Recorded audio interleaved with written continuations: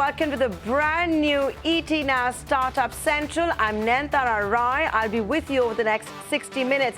This is the only show of its kind on Indian television dedicated to startups, entrepreneurship, technology, innovation, disruption, basically anything that has to do with the new economy. Let's get straight down to it. On the second ever edition of the Startup Central, we brought you a mega exclusive. For the first time ever, the market regulator was toying with the idea of having differential voting rights, or what you could call as superior shares for the founders of technology firms. A short while back, that has indeed become a reality, and it's exactly how we told you. We revealed the exact framework right here on Tuesday. On Thursday, it has become official. India is going to have differential voting rights for technology founders, but like I told you, it's going to come with several riders. For example, the founders cannot be part of a promoter group which has a net worth of more than 500 crore rupees. The superior voting right shares cannot be more than 74% of the share capital. Post IPO, the these shares would have to be converted to ordinary shares on the 5th anniversary. Also, these shares would become ordinary shares in case the founders relinquish the executive roles at the technology companies or on the unfortunate event of their demise. As far as corporate governance issues go, the entire audit committee will have to be made up by independent directors as well as 2/3 of the entire board. It's exactly how we have seen global titans stay in control of their companies despite dilution, despite capital raising. Look no further than Jeff Bezos and Amazon, for example, even after the world's most expensive divorce. Look at the Google founders, Mark Zuckerberg and Facebook, Jack Ma and Alibaba. These are just a few of the examples, and India is now joining that club as well. Before I go any further, here are the sound bites from the SEBI chairman at the press conference. Board approved a framework for issuance of differential voting rights shares along with amendments to relevant SEBI regulations. The framework inter alia provides for eligibility criteria for a company having superior voting right shares, that is SR shares, to do an initial public offering. That is, such a company has to be a tech company as per the definition of innovation growth platform. SR shareholders to be part of promoter group with collective net worth not exceeding rupees 500 crores.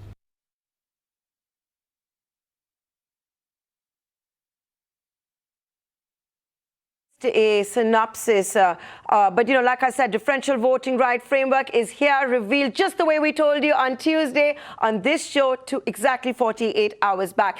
Let me now invite all my panelists that will be joining me to talk about this momentous occasion. Vaibhav Kakkar, a partner at L&L, the law firm; Siddharth Pai, the founding partner at 314 Capital. We are also being joined by Ramesh, who's here from India Tech. He's representing the founders of Indian technology companies, be it Ola, Make My Trip, Quicker, Hike, all of them. You can also see we're being joined by Kiran Majumdar-Shaw as well as Ashok Soota, the co-founder of Mindtree. But of course, he's here in his new avatar as the entrepreneur of a new startup. Thank you all very much for joining us right here. Let me begin with you, Ramesh, simply because, it was your organization that had been asking and requesting the government as well as the market regulator to introduce differential voting rights. It's how you have seen technology founders around the world stay in control despite dilution, despite capital raising. What the SEBI chairman has announced today comes with several riders. I asked you this on Tuesday. I'm going to ask you today. From your very organization, look at Deep Kalra and Make My Trip. Look at Vijay Shekhar Sharma and Paytm. Look at Bhavesh Agarwal and Ola. They cannot have the superior voting right shares simply because the promoter group is richer than 500 crores.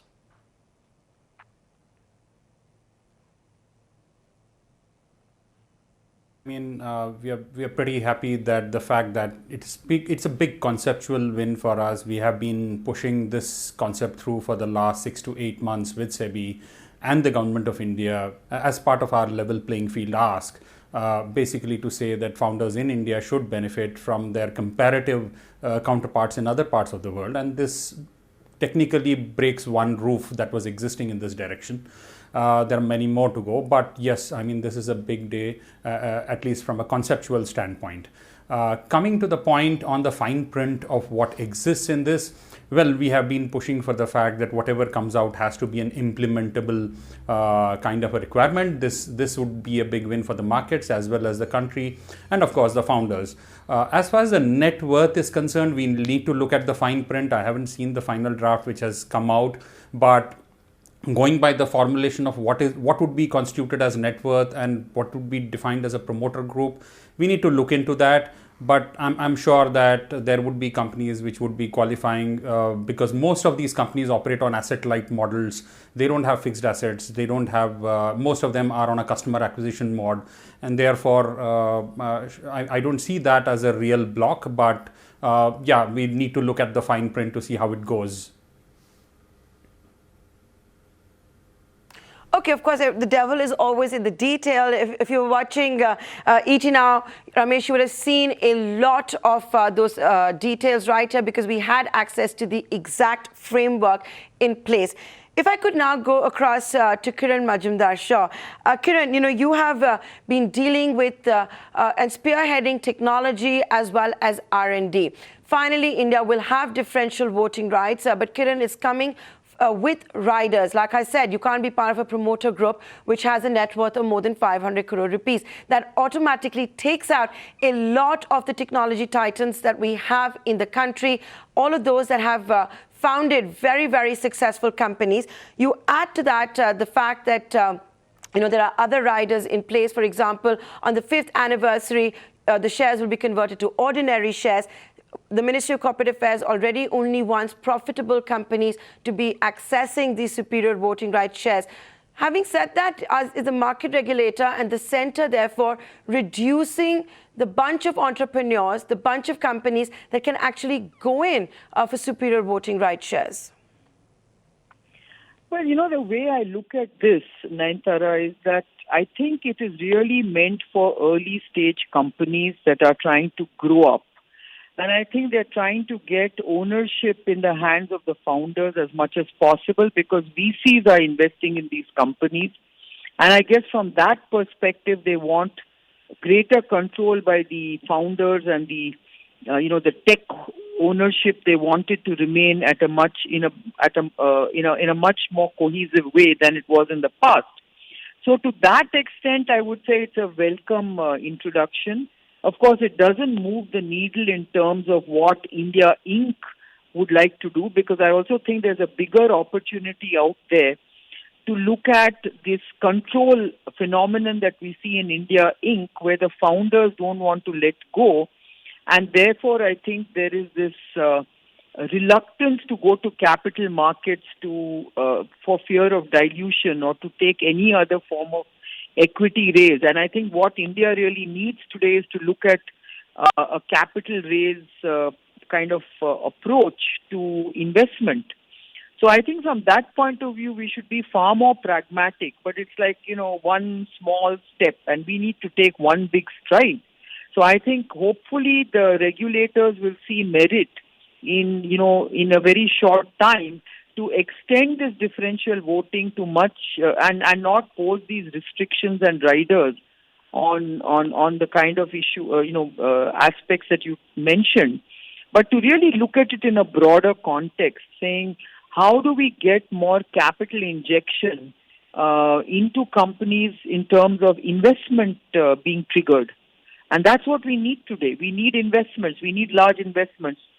So having said that, I would say this is a welcome piece of news for the smaller companies, because I really believe that the tech companies are going to be big beneficiaries of this, especially the tech founders, because in the past, I think they've been diluted very fast by VCs, and then they've absolutely lost control. In this way, I think they can hang on to that control and steer the company in a way that really doesn't allow VCs to do that job. So I think it's a very good step that the regulator has taken. But I think we need to go beyond that. I think we need to think big. Okay, so how can we go beyond this? Let me go across to Ashok Soota to discuss just that. He's, of course, the co-founder of Happiest Minds, but he was also has been the co-founder of Mindtree. Ashok, the first question I'm going to ask you is, as an entrepreneur, you founded Mindtree. Now, of course, there's Happiest Minds. But I could first ask you what the superior voting rights would have meant in case it had been around earlier, and what we saw with respect to L&T. Because obviously, superior voting rights, differential voting rights is going to have an impact on the M&A landscape as well in the startup universe and the technology world. Sure. Well, you've asked me a very precise question, and I would also like to address the broader issues which Kiran has just been speaking about. As far as the L&T Mindtree issue is concerned, I believe it would have had no impact, simply because, after all, let me put it like this. The founders have had to have the ability to raise money and then say, okay, fine, the additional amount is really treated, or you've got the preferential rights on those shares. And the founders, in the case of Mindtree, had come down to 13% shareholding. So with something as small as that, you really can't protect your company, irrespective of whatever rules or regulations you have on, voting shares and superior shares and so on. So on that score, I don't think it would have made much of a difference. But I think the important issue is what you've been asking and what Kiran has been saying on how do you go beyond that. Now, the original discussion paper had mentioned that there would be the so-called sunset clause of 5 years. And in my view, that's a really dangerous clause. It really is telling somebody we're giving you a long rope to hang yourself. Because at the end of 5 years, you're back at square one. And you reevaluate and say, hey, you don't need those special rights. And therefore, your extra voting shares also disappear. Now, again, I haven't read the fine print, but it looks like something I would, for example, and I'm the sort of stage where you could say I should be able to use those rules if I wanted to, because we're just 7 years old. We're growing rapidly. We will need to raise more money. But I would really hesitate, from whatever I now understand, to use that if it's going to disappear in 5 years. Okay, so that's Ashok Soota over there highlighting another big issue that exists as far as the 5-year sunset clause goes. And having just dealt with one of the most hostile takeovers in Indian history in the technology space, Mindtree, of the view that no, that takeover by L&T could not have been prevented. I'm going to now go across to Siddharth Pai. Siddharth Pai, we've got you here as the investor on the panel. There is always an allegation that is made that the investors try to take away from the vision of the founders, that they try to maybe expedite the target, the vision that the founder may have, that they start getting controlling, they want a seat when it comes to the board and all of that. Will the differential voting rights put the investors, the angel investors, the VCs, etc., on the back foot? No, so Nayantara, what I fundamentally believe is that this is mainly applicable only when it comes to listing. Now, the reality we actually inhabit as of now, we're seeing these companies remain private for far longer than what they used to. In the earlier days, in the earlier days during India Inc., during the tenure of India Inc., most of these companies, when they reach a market cap about 300 to 400 million, they would actually go and list. Now we've reached an era wherein companies actually reach a valuation of 10 billion, 20 billion, 30 billion, and still none of them are actually going and listing. So the best way to actually look at this particular issue is to see this in consonance with the IGP, the Innovators Growth Platform that SEBI also spoke about, I think about a couple of months ago, where the purpose of the IGP was to actually induce technology companies to come and start listing on the market. And one of the main demands of most of the tech companies was actually DVR. So I think this DVR issue, along with the sunset clause, would actually form the carrot for several young early stage companies, as Kiran Mazumdar-Shah said, also to come and actually list. With regard to the question about investors as well, the dynamics between the investors and the founders actually changes during the lifetime of the company. Now, when the company starts off, the investors are a very small portion of the entire company and the founders are a large majority. But as they reach a Series C and the Series D and the valuation grows, what we're witnessing in India is that the founders actually get diluted down to single-digit holdings. And this skews the entire shareholding ratio grossly in favor of the investors as well. Wherein several investors have actually stepped in at that point in time and said, listen, The promoter is the one who's actually running the company as of now. It's unfair for him to have such a small stake, and they actually come up with ESOP plans, start giving them ESOPs, etc., to actually increase their shareholding. So from the investor community as well, there's been everyone's been very enthusiastic about this, because this in turn will see a larger series of exits actually coming about, and the IPO route will actually become a viable exit form for most of the investors as well. That being said, the 5-year clause and the other hindrances that they've actually put in place, I believe SEBI is actually tackling this in a phased manner, wherein hopefully over a short span of time, when they see companies actually coming with DVRs and the system isn't abused, hopefully SEBI should actually release these restrictions and extend this towards India Inc. as well, provided those companies actually meet the certain criteria that SEBI will hopefully put forward. This whole point about how founders of technology companies have been getting reduced to single digits. Let's just bring up the information that we have as far as the global titans go. India, of course, borrowing this entire concept from overseas, particularly the United States of America. So just see how Jeff Bezos at Amazon stays firmly in control. Just see how Mark Zuckerberg is still very much in control at Facebook. Ditto for Jack Ma as well as Alibaba goes. All of that information is going to come for you on your screens. But let me now go across to the lawyer that we have on the panel, Vaibhav Kakkar of LNL with us. Incidentally, it's also Vaibhav's birthday. I had to do a lot of cajoling to get him to be a part of the panel before his celebrations. So happy birthday, Vaibhav, and thanks a lot for that. Having said that, you have represented and you represent a lot of technology companies, a lot of these entrepreneurs. What is the view on the startup street? There is, of course, a lot of riders that we are seeing at the moment. I've got Kiran to respond about it. I've got Ramesh to talk about it. They're saying, yes, it's a baby step, but a lot more needs to be done. I know you represent a bunch of unicorns out there. What is their reaction? Because they cannot take advantage of this framework as it stands because of the riders.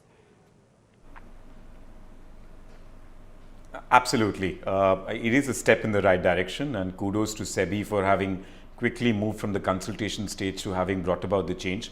But it's one very small little step. I think there are more fundamental issues. Let's just sort of go to the very basics. There is no restriction for privately held private companies and closely held companies to be able to issue shares with differential voting rights. But during the startup phase, when investors start putting in money, an eventual exit for investors is through an IPO. You have to look at a transition from a privately held entity into a public company and therefore thereafter a listing. The challenges are twofold thus far. One was that the SEBI listing framework just did not allow promoters to have differential voting rights at the point in time of the IPO. And the second challenge was that as a public company, the company rules do not allow companies that are not making profits for the consistent track record of 3 years to issue shares with differential voting rights. The company law restrictions also mandate that the DVR cannot constitute more than 26% of the share capital of the company. And as well as the fact that each time new differential shares are being issued, they should be out of the fresh capital and existing shares cannot be recharacterized. Now, all of those restrictions also stand ground as of today. So until and unless company law restrictions are addressed, this particular change for now will really not add up to much. The additional point is that the coattail provisions are quite onerous. There are a number of coattail provisions which actually mean that in those situations, the promoters will not be able to use their differential voting rights for the purposes of participating. I believe that few of them are a little on the excessive side, but the one that really catches my attention is the fact that they've said that promoters who have worth more than 500 crores are not eligible to participate and be able to subscribe to shares with differential voting rights. This kind of construct was not even there at the consultation stage. It doesn't really add up on merits of the construct, because when you're looking at unicorns, a promoter even with more than 500 crores would not really have the ability to cough up money to be able to participate to ensure that he does not get diluted. So this restriction doesn't really add up. And for the rest of the participants on the show, just for their benefit, the SEBI rules do allow an extension of 5 years for another 5 years by way of getting a special resolution from the shareholders at that stage. So there is an inbuilt construct of 5 + 5, 10 years.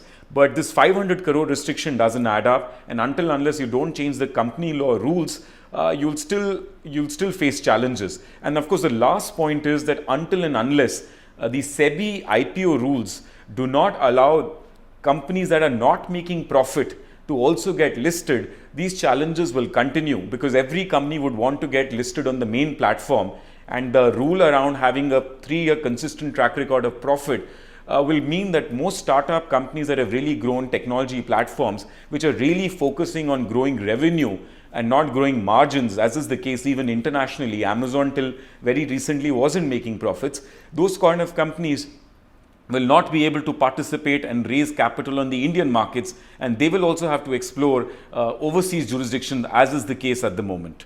So all in all, a step in the right direction, but a lot more needs to be done.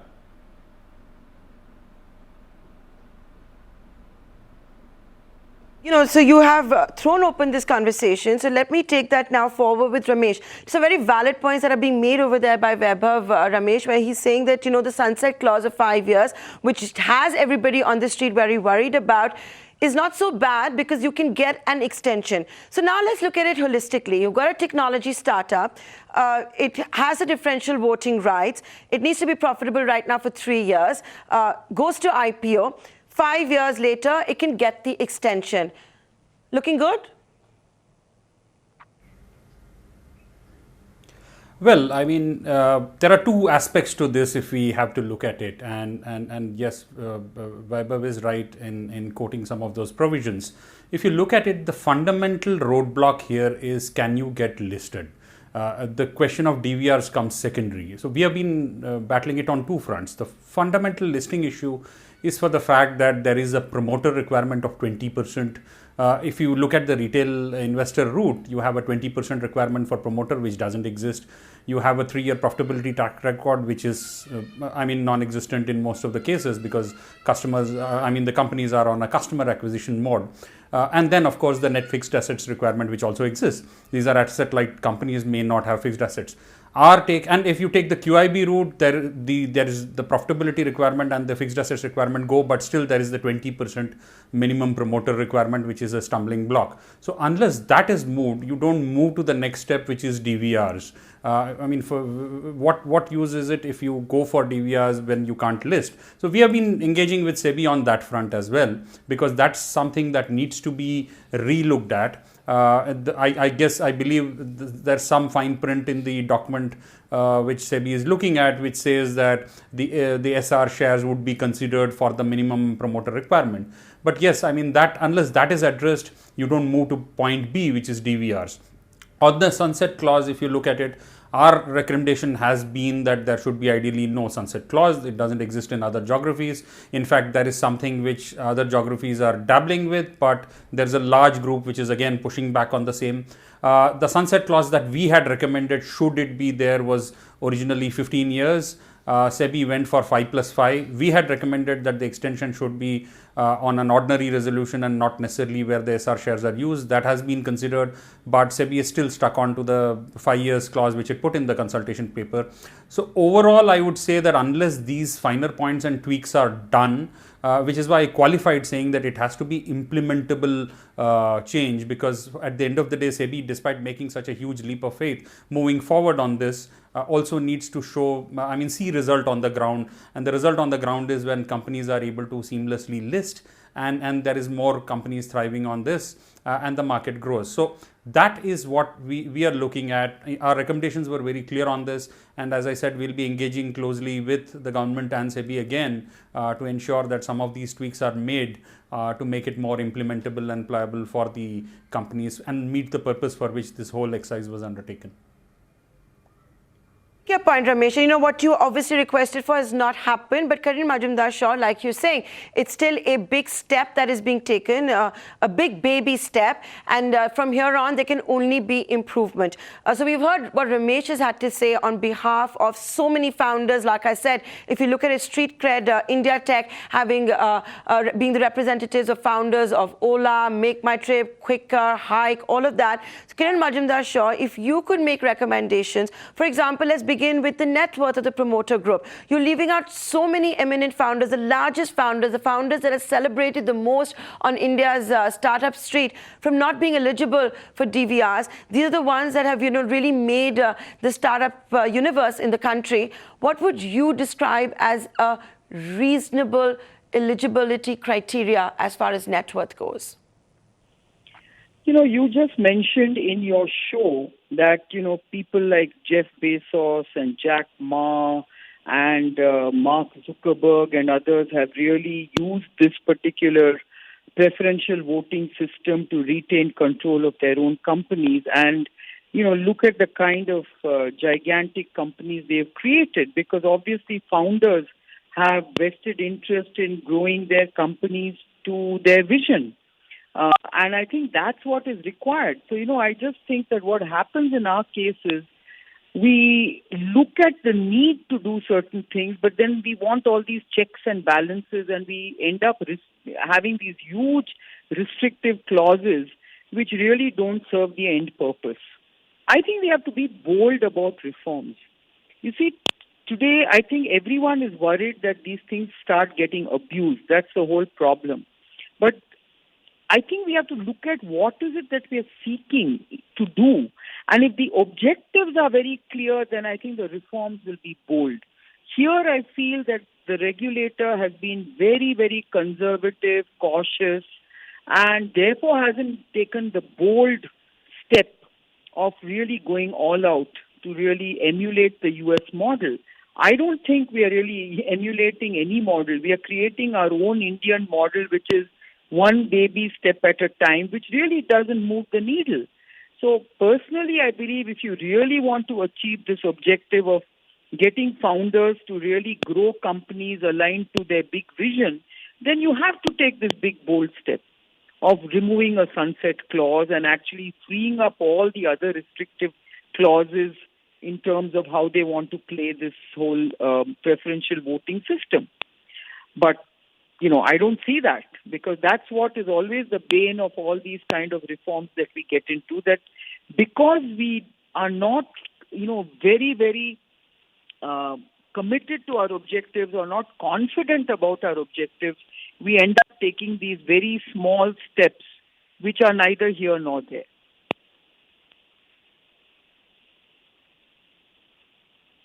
Kiran, while you were talking, we're showing our viewers that very information, how the kind of Class A shares that all of these entrepreneurs, founders of technology companies that we look up to actually have, and how it is that this remaining in the driving seat. I'm going to request all my panelists to just hang in there. We have to take a short commercial break. We'll be back in less than 2 minutes.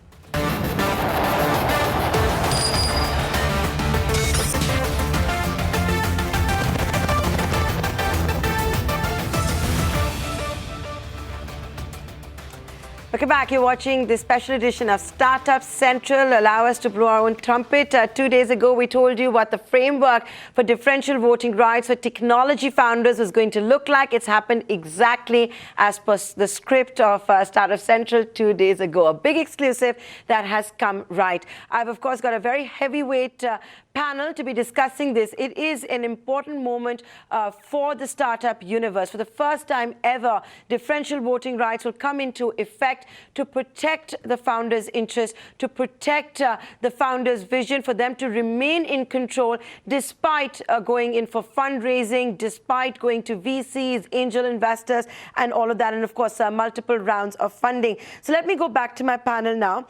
Vaibhav Kakkar, if I could come to you. Part of the framework and something we discussed here is, and something that you see very often on the Lal Street is, as far as the differential voting rights go, it won't deal with fractional shares. It's going to have to be whole numbers. What's the logic in that? You allow it in the capital markets, you're not allowing it here. And this framework is, of course, to provide a framework for these technology companies and for technology founders to go in for IPOs. Right. So Nayantara, that I think construct is a pretty simple one, which is that, they want certainty on numbers. They want the ability for public shareholders to clearly decipher how much extra voting shares the promoter has. So just for simplicity's sake, they've actually railed down the principle that there can be no fractional shares that we're talking about in terms of voting rights. But there's a bigger problem that I see in what SEBI has announced today. As I'm sure some of you are aware that the earlier existing SEBI framework allowed companies to issue shares with inferior rights as to voting. Tata Motors has done that in the past. We've seen Pantaloon do that in the past. Jain Irrigation. There are not too many companies, but there was a framework to allow shares with inferior voting rights, or what is known as fractional shares, to be issued. The SEBI consultation paper spoke at length about it, and there is a strong logic as to why in listed companies, promoters should have the ability to be able to raise capital without diluting their voting shares. So it's another construct or another variant of listing companies with superior voting rights for the promoters.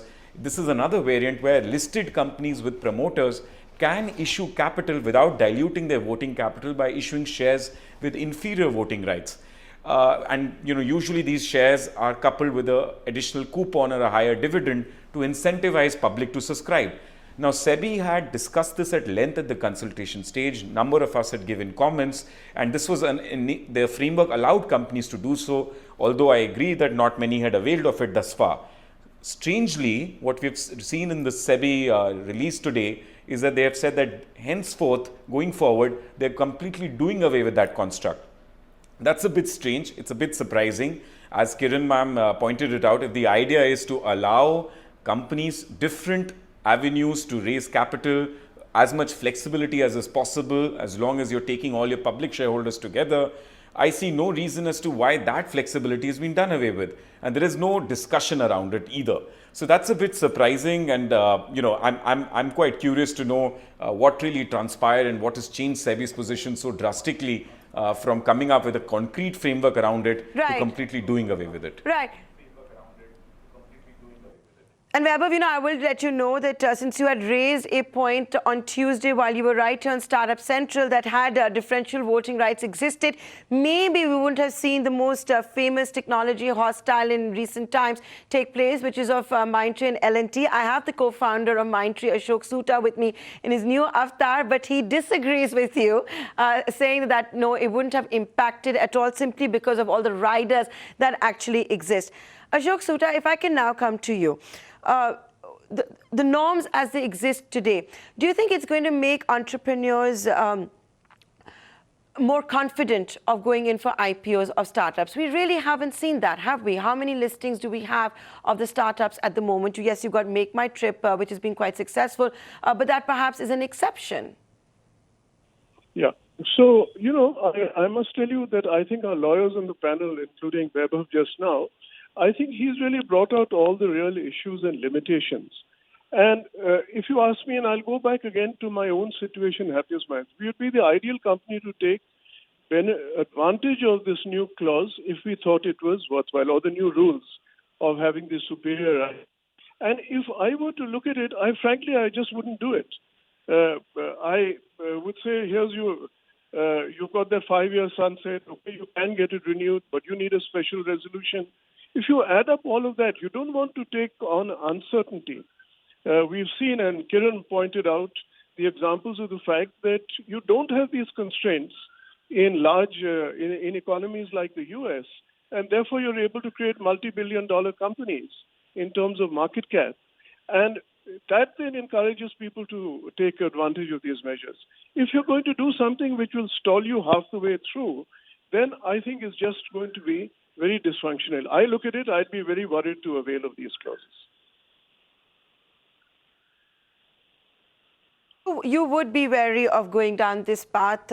So are you basically saying that the founders today will still not have the confidence to IPO? Because we really haven't seen that happen as yet. And these rules will also not encourage it. So are you therefore also in a corollary of way of sense saying that, yeah, I don't expect too many IPOs of tech companies in the near future, or the tech startups? But still, yeah, and that's also a function, frankly, of market conditions. I mean, when I've talked of our example, we'd go IPO either way. this wouldn't encourage us. In fact, I would be wary of the clause. That's about all. I'd say when we're ready to go IPO, which may be, say, another 2 years from now, we would certainly go public. But I wouldn't want to avail of this benefit and think that that's a crutch available to me to retain my ownership and control of the company. Okay, so maybe we're going to see happiest minds, as you just heard it from the co-founder himself, IPO in about 2 years' time. Siddharth Pai, you've just heard one of India's very successful tech founders say that he's not going to go in for differential voting rights. Are you, relieved also a bit to hear that? Because as we were discussing, what is this going to mean for investors? You've also seen instances of founders, for example, with Razorpay or Oyo, lay out a lot of the conditions when they're getting investors on board.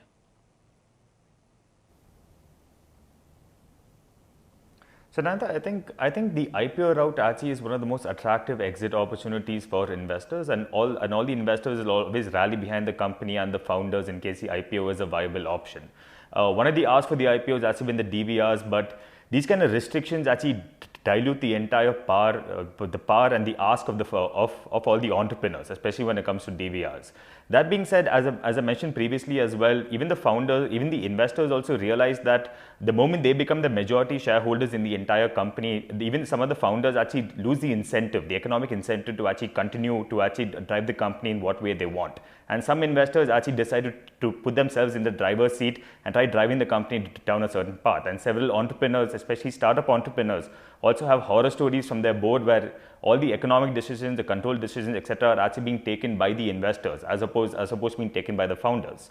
So this particular DVR, the DVR issue as SEBI is contemplated as of now won't do much for some of our larger companies, our Olas, our Snapdeals, our Oyos, etc., because the promoter net worth will be above 500 crores. But there's an entire crop of startups now coming out within the market cap of about 300 to 600 million. Now, for these particular startups and these entrepreneurs, this DVR will actually give them an active incentive to actually go and list as of now, because you can still retain some amount of control as they go forward. So it is a step in the right direction. I think that SEBI's actually acknowledge that DVRs are important, but this phased manner, as Kiran also said, doesn't actually do much. A much better way of doing this would be to follow the US model, where your differential voting right shares have zero economic value, so you can't exactly trade them, but all the other shares actually can be traded. So the moment you have all these shares actually locked up with the founders up to a certain threshold, they can actually drive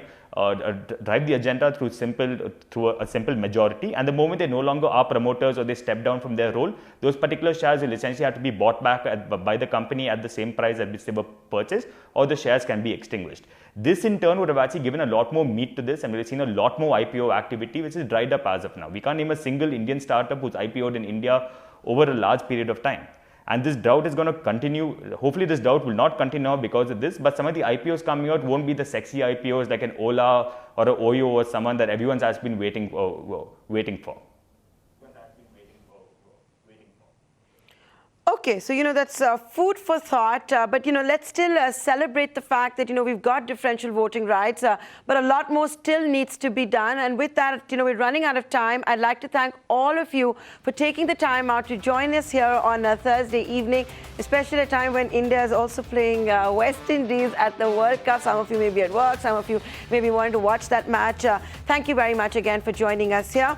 With that, we're going to take a short commercial break, but stay tuned. On the other side, we've got a real special treat for all of you founders, as well as all of you working with startups, or even if you are in a big corporate. How do you stay balanced? How don't you lose it? How should you prevent a burnout? A rage that we have seen, and something that Ariana Huffington is also talking a lot about with Thrive Global. A special guest after this break.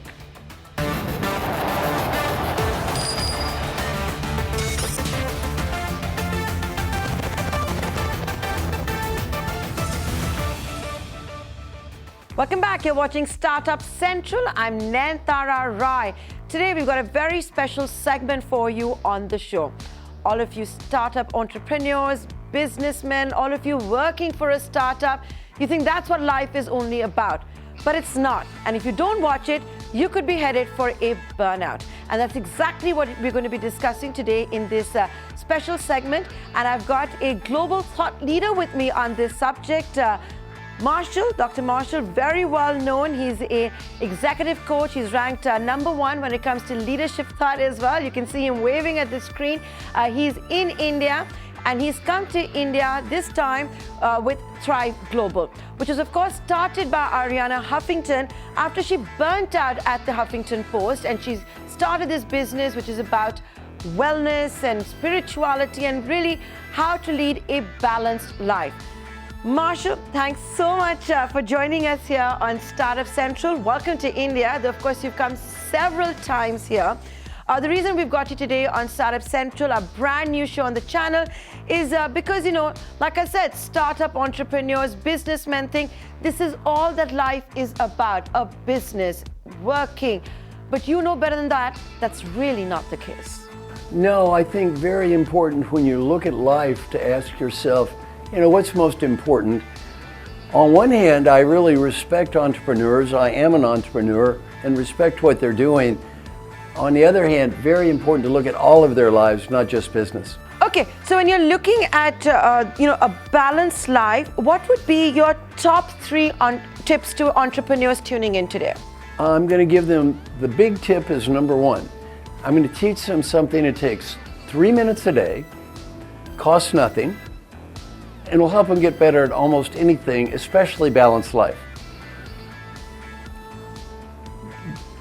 Get out an Excel spreadsheet. On one column, write down a series of what's most important in your life. Then every little question you ask yourself has to be answered with a number or a yes/no. Yes is a 1, no is a 0 or a number, and then 7 boxes across for every day of the week: Monday, Tuesday, Wednesday, Thursday, Friday, Saturday, Sunday. At the end of the week, the Excel spreadsheet will give you a report card. And this is a fantastic way to measure almost anything in your life.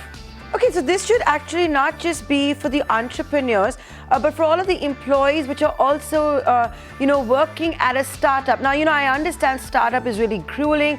You're literally putting all that you have in, not just emotionally, but all the money that you may have. So this perhaps could be a good tip for all of those that are working in a startup too. Oh, totally. For example, if you have small children, one question might be, how many minutes did I spend every day with each child? Well, what's important about that is you come home, you're tired, you think I'll talk to the kid tomorrow. If you know you have to record that 0, it's very hard to do. And this really might inspire you to spend maybe 10 minutes, 20 minutes with the child, which to that little child can be a whole lot more important than 0. Yeah, so family must always come first, and I think that's exactly what entrepreneurs and all of us in the corporate world also take for granted, and that's something that you perhaps learn later on in life that was perhaps the biggest regret. Would you agree with that? I have a thing I always do. I ask people to imagine you're 95 years old. Imagine you're just getting ready to die. But before you take that last breath, you're given a great gift. The ability to go back in time and talk to the person who's listening to me right now. Then I say, what advice would that wise old person facing death have for you? And then I tell people, whatever you're thinking now, do that.